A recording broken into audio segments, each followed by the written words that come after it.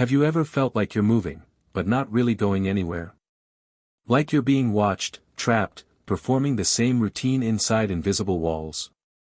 What if this feeling wasn't just emotional, but instinctual? Just like a fish in an aquarium, we may be swimming in circles inside a life that no longer fits. In the next chapters, we'll explore how animal instincts reveal hidden truths about our own emotional cages.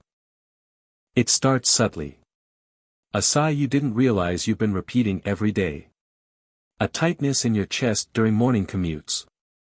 That moment in front of the mirror where your reflection stares back at you, tired, not from lack of sleep, but from the weight of invisibility. You move, breathe, work, smile, but inside, there's a growing sensation: you're trapped. Not by bars or walls, but by expectations, obligations, and invisible glass boundaries you can't name. This emotional suffocation is more common than we admit. It hides behind productivity, masquerades as responsibility, and is dismissed as just life. But it's not life. It's survival. It's living within a space so limited that your dreams begin to shrink to fit.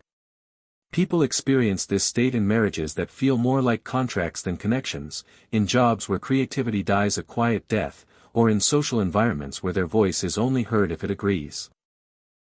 One of the most telling signs is repetitive behavior without progress. You wake up, check your phone, get dressed, go to work, return home, eat, sleep, then repeat. Routines are not the enemy, but when a routine feels like a cage, it stops nurturing and starts imprisoning. You might hear someone say, "I feel stuck," or "I don't know who I am anymore." That's not drama. That's the voice of a soul suffocating quietly in its own aquarium. This emotional state doesn't always scream. Sometimes, it whispers in the form of apathy. You stop caring about the things you once loved. Books go unread.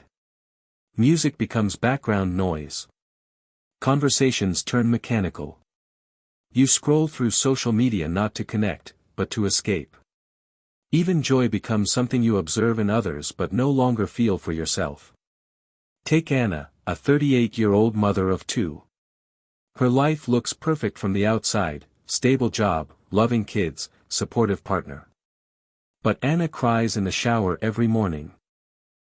Not from sadness, exactly, but from a sensation she can't explain.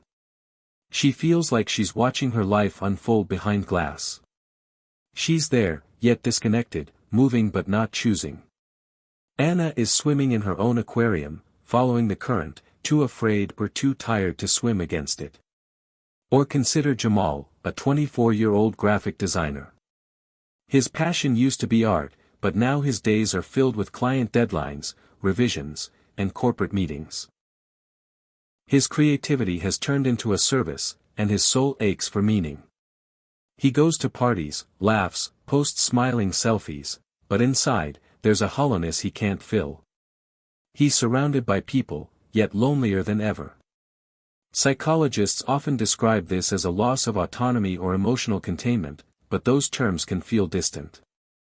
What it really feels like is held back.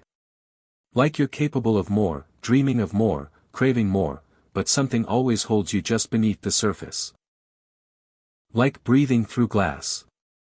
This state doesn't discriminate. It affects artists and accountants, parents and teenagers, the wildly successful and those still searching. It is rooted not in failure, but in disconnection, from purpose, from self, from choice. It's the moment you realize you're not living your life, you're just acting in it. And the hardest part? Often, we build the aquarium ourselves. We fill it with fears, past traumas, societal pressures, inherited beliefs. We tell ourselves, "I can't change careers now," or "people like me don't get to chase dreams." Each thought adds another layer of glass, invisible but unbreakable, unless we become aware of it. This emotional state isn't just sadness or depression. It's deeper, quieter, a kind of emotional numbness that grows roots. And like a fish in a tank, we may adapt so well that we forget we're even trapped. We swim in circles and call it peace. We limit ourselves and call it maturity. We suffocate and call it responsibility. But what if this isn't how it's meant to be? What if the walls are real, but also breakable? What if this quiet, heavy state isn't a life sentence, but a signal, a biological, instinctual alarm that something inside us still remembers what freedom feels like? In the chapters to come, we'll explore how this feeling isn't just psychological, it's instinctual. And to understand it better, we'll turn to the natural world. Because somewhere, under the water, a creature swims inside four walls. Its life isn't bad, just confined. It moves, but never escapes. And in its glass box, we might find a mirror. Imagine the silence of water. The faint hum of a filter. Artificial plants sway without purpose. The world outside the tank moves with color, sound, unpredictability, but inside, it's always the same. This is the life of a fish in an aquarium. From a child's room to an office waiting area, these creatures glide across glass walls in quiet repetition, never knowing they are being watched. They exist, suspended in an ecosystem that was never their choice, built for decoration, not for survival. The aquarium fish, often beautiful, shimmering, almost magical, lives in captivity masked as comfort. It is safe. Federal admired. But not free. Its every movement is restricted. It swims in loops, often returning to the same corner, the same hiding place, the same current. The tank may be clean and well maintained, but to the fish, it is a universe with boundaries it cannot question. Take the betta fish, for example. In the wild, it's a fierce, territorial creature, accustomed to rice paddies and slow-moving streams in Southeast Asia. It builds bubble nests, guards its territory, and displays vibrant colors when threatened. In captivity, these instincts don't disappear, they adapt. Males often flare at their own reflection, mistaking it for a rival. They still build nests, even without a mate. They pace. They hide. They show signs of stress, sometimes becoming lethargic or overly aggressive. This behavioral shift is not unique to bettas. Goldfish, for instance, when placed in tanks too small, experience stunted growth. Not because they are genetically limited, but because the environment restricts their potential. Their organs may keep growing while their bodies don't, leading to health complications.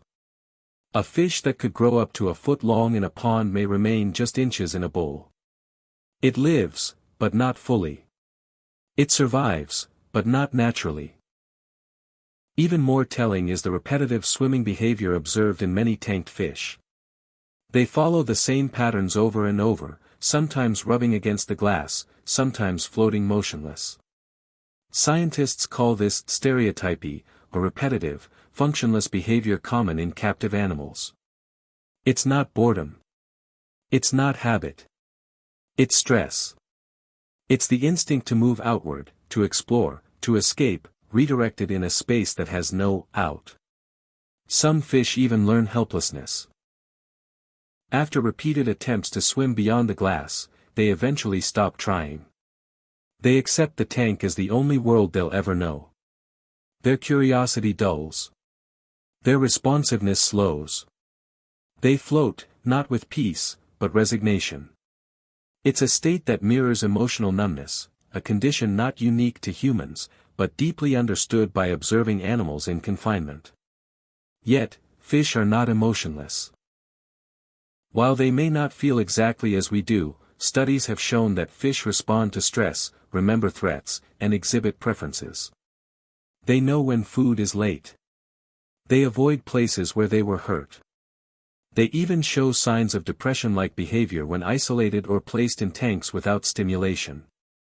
That glass tank is not just a boundary, it becomes a psychological arena. From a distance, we often admire aquarium fish, their elegance, their grace, their calm. But what we interpret as tranquility may be something else entirely, adaptation to captivity. A silencing of wildness. A compression of instinct. An existence edited to fit a box. The tragedy is not that the fish is alive in the aquarium. It's that the fish was made for something far greater: wider waters, unpredictable currents, real predators and real choices. The glass box may offer safety, but it strips away the very thing that made the fish what it was: freedom through instinct. This is not to villainize aquariums or those who keep fish. Many tanks are responsibly maintained, and fish can thrive when their needs are met.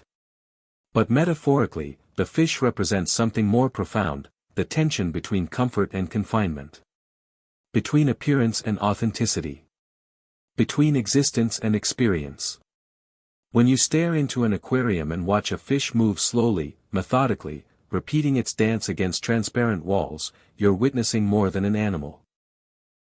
You're seeing a living metaphor, one that has survived by shrinking, one that continues by adapting, one that keeps swimming not because it's free, but because it doesn't know what else to do.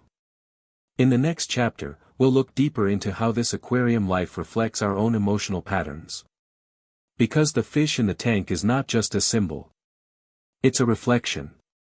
And it might be telling us more about ourselves than we dare to admit. She wakes up every morning with the same alarm. The same ceiling. The same steps from the bed to the kitchen. Outside, life continues with endless motion, but inside her mind, something feels still, too still. The world, for many people, is not chaotic or dangerous. It's structured, predictable, even safe. Yet somehow, it feels like drowning without water. Like being alive, but only in the technical sense. This is the quiet suffocation of modern existence. And it looks a lot like the life of a fish in an aquarium. We may not swim in tanks, but we do live in boxes, apartments, offices, routines, expectations.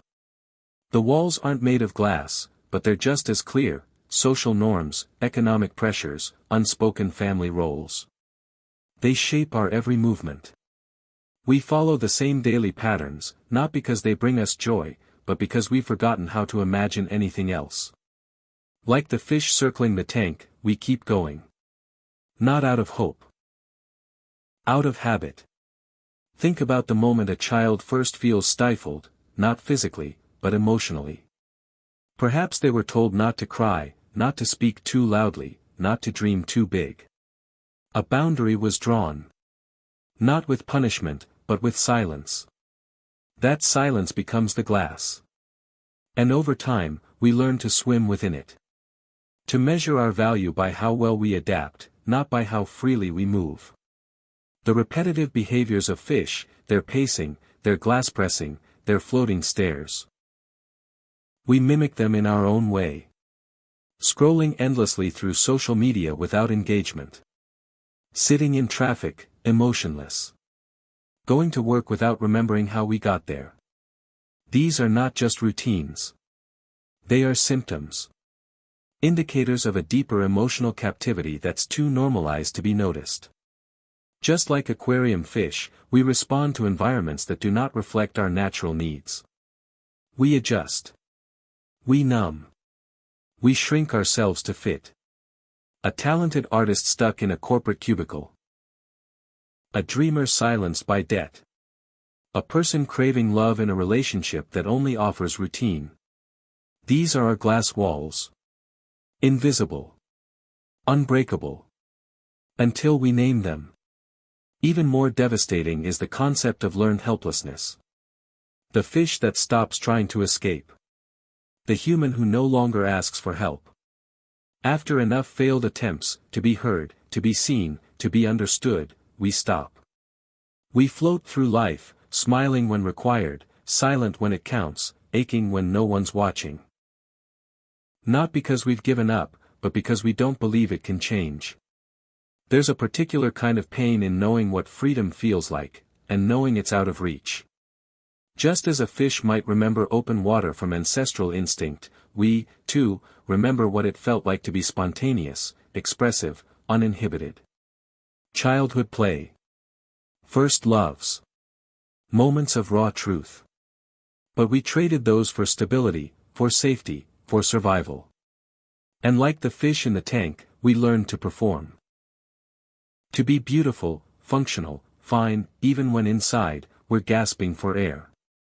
Yet the most haunting similarity between us and the fish is how normal it all seems. People look at fish tanks and see serenity. They look at us and see functionality. "You're doing great," they say. "You're holding it together." But they don't see the glass. They don't see the pacing. They don't see the moments when we press against our own invisible walls and wonder if there's anything beyond them. And maybe that's the most human part of all, the capacity to question the tank. To whisper, late at night, "Is this all there is?" To feel the ache of something more, even when we don't have the language for it. The fish swims because it must. We walk through life pretending we chose this. But what if we didn't? What if we simply adapted, too afraid to remember what it felt like to be wild? This is not about blame. This is about awakening. Seeing the tank for what it is. Naming the water. Recognizing the way we've been conditioned to survive in environments that don't honor our instincts.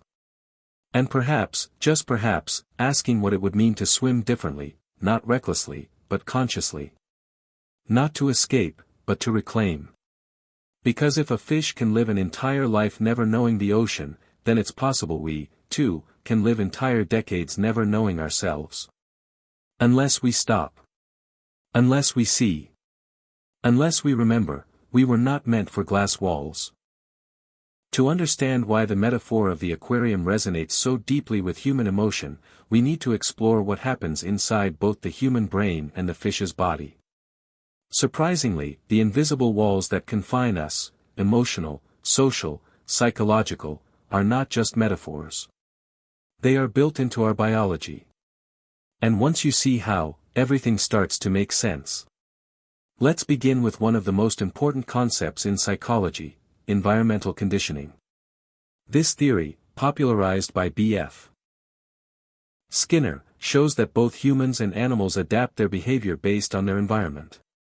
If a fish is placed in a tank, it will explore every corner, at first. But over time, once it learns the boundaries, it stops. It no longer attempts escape. Why would it? It has been trained to believe the tank is its world. Humans are no different. In everyday life, we respond to reward and punishment systems just like fish do. We learn that certain emotions, like anger, fear, or sadness, are inappropriate in public. We're taught to suppress them, to hide them. Every time we're ignored, dismissed, or shamed for expressing vulnerability, we receive an invisible punishment. Eventually, we stop trying. That's not a character flaw. It's a conditioned response. Another essential concept is learned helplessness, introduced by psychologists Martin Seligman and Stephen Meyer. In a famous study, dogs were exposed to electric shocks they could not escape. After several attempts, they gave up, even when the opportunity to escape was later introduced. They had learned that trying was pointless. Now imagine a human, told over and over that their dreams are unrealistic, their needs, too much, their voice, too loud. Eventually, that person stops trying too. This is the science of suffocation, not the dramatic kind, but the slow, quiet erosion of agency. It's when people stop believing in the possibility of change, not because they don't want it, but because the system they live in has trained them to stop imagining alternatives. Their inner world becomes as small as an aquarium, even if their physical world seems wide open. From a biological standpoint, the stress response in both fish and humans shares shocking similarities. Fish in captivity show elevated levels of cortisol, the primary stress hormone. When the environment is unnatural, overstimulating, or restrictive, their bodies shift into survival mode. Appetite drops. Reproductive behaviors decrease. They hide more. Move less. Sound familiar? In humans, cortisol is triggered by chronic stress, deadlines, social pressure, loneliness, emotional repression. When cortisol stays elevated for long periods, it begins to shut down functions the body considers non-essential. This includes digestion, creativity, libido, and even empathy.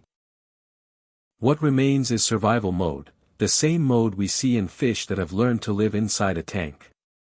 Movement becomes mechanical. Emotion becomes muted. Curiosity vanishes. Neuroscience also helps us understand this phenomenon through the concept of neuroplasticity, the brain's ability to rewire itself based on experience. If you spend years in environments where expression is discouraged and individuality punished, your brain adapts. Neural pathways that once supported exploration and joy may go dormant, while those related to fear, vigilance, and compliance grow stronger.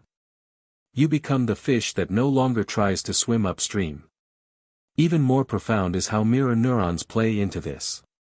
These are the cells in our brains that fire when we see someone else do something, as if we're doing it ourselves.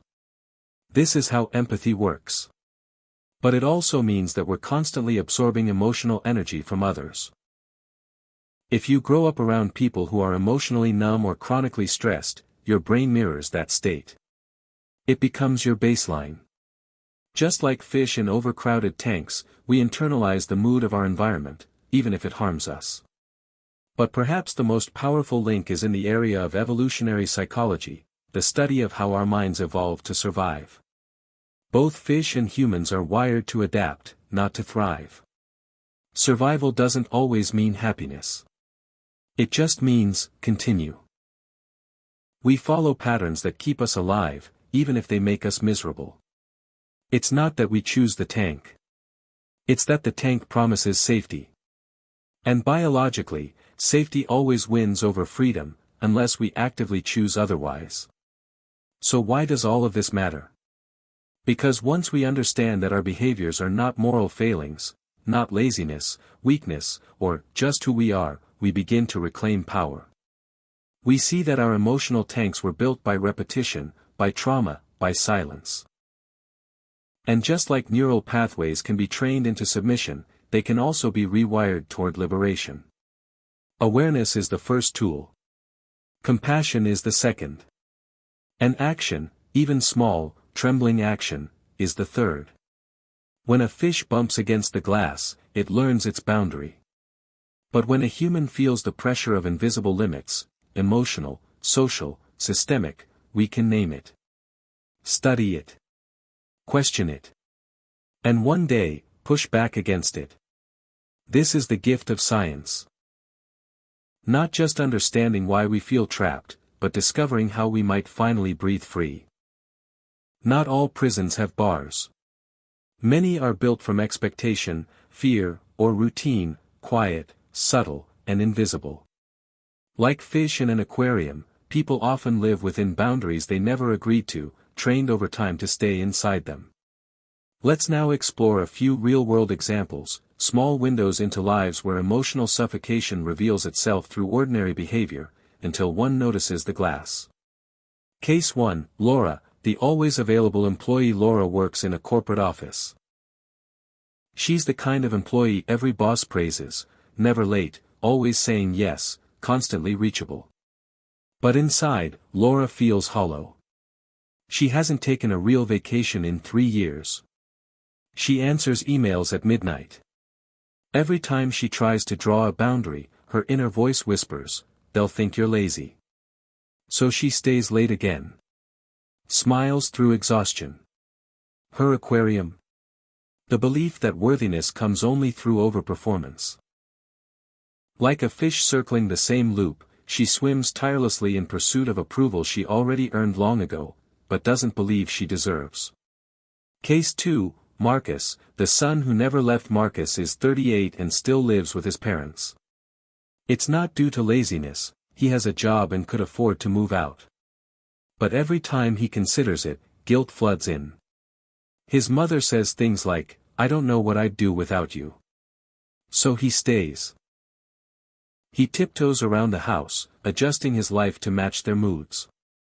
Dating feels impossible. Independence feels selfish. His aquarium? Generational obligation disguised as love. He tells himself he's being a good son, but inside, he wonders what kind of man he might have been if he ever got the chance to be one. Case 3, Sophia, the strong one. In her friend group everyone goes to Sophia for advice. She's calm, grounded, always knowing the right thing to say. But no one asks her how she's doing. Not really. She tried once, opening up during a crisis, and they changed the subject. So she learned, people prefer her strong. Now, even when she feels overwhelmed, she smiles. Even when she's breaking, she listens. Her aquarium. The unspoken rule that her emotions are too heavy to share. She's not allowed to fall apart. Not here. Not now. Not ever. Case 4, Jamal, the quiet student in school. Jamal barely speaks. Teachers call him shy, but it's more than that. When he was younger, every time he showed emotion, crying, getting angry, laughing too loudly, he was told to calm down, stop being dramatic, act normal. So he stopped. Now, even when he has something brilliant to say, he swallows it. It's safer to blend in. His aquarium isn't a physical space, it's the invisible message that self-expression is dangerous. And like a fish taught not to swim too far, he learned silence was survival. Case 5. Claire and the social media mirror. Claire's life looks perfect on Instagram. Beach trips. Candlelit dinners. Sunrise yoga. But offline, she's exhausted. Each photo is curated. Each post is planned. She's not sure who she is anymore, only who she's supposed to be. She doesn't even enjoy the things she shares. But the likes, the comments, they keep her going. Her aquarium is made of glass and screens. She swims in filtered water, projecting happiness while choking on comparison. She fears if she ever showed her real self, no one would stay. So she stays masked instead. Case 6, Robert, the dreamer who quit dreaming. Robert once wanted to be a musician. He wrote songs, played late-night gigs, poured his soul into lyrics. But after a few years of rejection and criticism, he gave up. It's not realistic, he tells people now. He works at a tech firm, stable, quiet, forgettable. Every morning, he sees his old guitar in the corner, gathering dust. He tells himself he's moved on. But when no one's around, he strums a few chords. His aquarium. The inner narrative that failure means you don't get to try again. That dreams have expiration dates. That comfort is better than risk. He chose safety, and lost himself. Each of these people carries a version of the same invisible truth. At some point, they bumped into the glass of their own lives, and believed that was all there was. The tank became reality. The water became air. And anything beyond it? Fantasy. These examples aren't unique. They're echoes of what many live quietly every day, shrinking to fit relationships, suppressing true needs, complying instead of living. Like aquarium fish conditioned by routine, they stop questioning the edges. They survive, but stop swimming with purpose. And yet, here's the paradox, the aquarium is only unescapable if you don't know you're inside it. The moment you name the walls. The emotional conditioning, the social expectations, the generational pressure, you disrupt their power. A question breaks the glass: what if this isn't the only way? One choice. One conversation.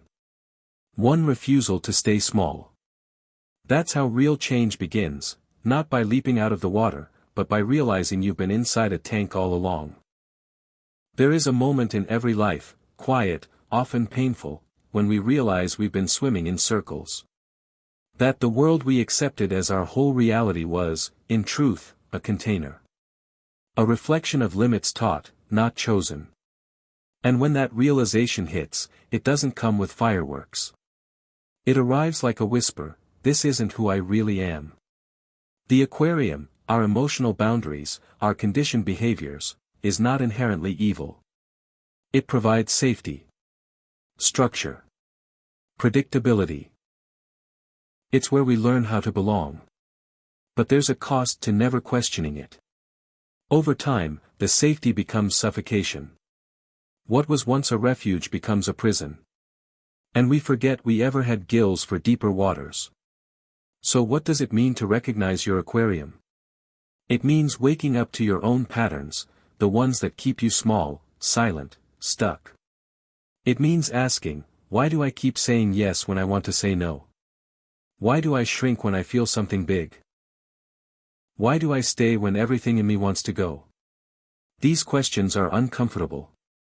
But they are the first cracks in the glass. Just like the fish instinctively paces the edge of its tank, many of us operate from unconscious programming, family dynamics, cultural expectations, fear of rejection.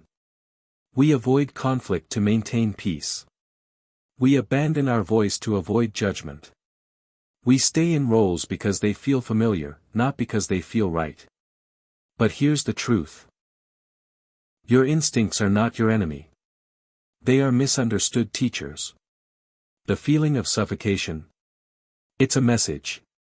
A signal from the deeper self that something is off, that your current environment no longer fits your growth.